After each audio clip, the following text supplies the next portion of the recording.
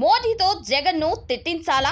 ఎందుకు? టీడీపీకి ఈ కోరికేంటి? టీడీపీలోని వర్గంలో ఎన్నెన్ని ఆశలు? టీడీపీ సానుభూతి మీడియా ఎక్స్పెక్టేషన్స్. ప్రధాని మోడీ జగన్ ను ఎందుకు తిట్టాలసలు? ప్రధాని స్థాయి ఏంటన్నది కొందరు టీడీపీ నేతలు మర్చిపోయినట్లున్నారు. డెవలప్మెంట్ ప్రోగ్రామ్స్ కు వచ్చినప్పుడు, రాజకీయ సభకు అటెండ్ అయినప్పుడు ఒక గీత పెట్టుకుంటారు ప్రధాని మోడీ. ఈ గీత దాటింది లేదు ఇప్పటి వరకు. కూటమి ప్రభుత్వం వచ్చాక ప్రధాని మోడీ ఏపీకి రాలేదా? అప్పుడేమైనా గత జగన్ ప్రభుత్వం విమర్శలు చేశారా?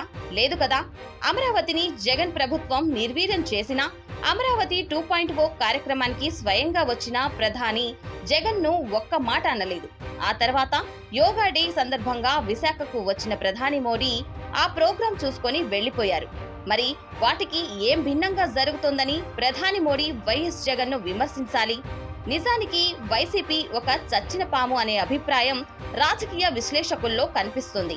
ఎమ్మెల్యే, ఎంపీలు లేనప్పుడు కోరల్లేని పాముతో సమానం.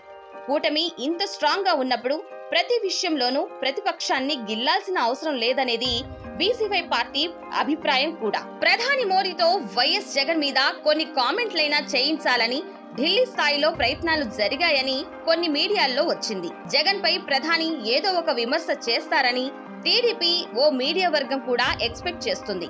కానీ ఎందుకు విమర్శించాలి? ఇదేమైనా ఎన్నికల సమయమా? ప్రతి ఈవెంట్ ను టీడీపీ వర్గాలు రాజకీయంగానే చూస్తాయా?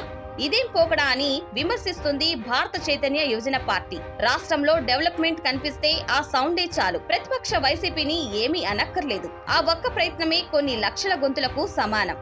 ఈ విషయం ఓ వర్గం మర్చిపోయి ప్రవర్తిస్తున్నట్లుంది. చేసిన అభివృద్ధి గురించి ఎంతైనా చెప్పుకోండి, కానీ సందు దొరికింది కదా అని అవసరం లేకపోయినా ప్రతిపక్షాన్ని విమర్శించాలనుకోవడం, అందులోనూ ప్రధాని నుంచి ఆ వాయిస్ రావాలనుకోవడం కరెక్ట్ కాదంటున్నారు బీసీవై పార్టీ అధినేత బోడే రామచంద్ర యాదవ్.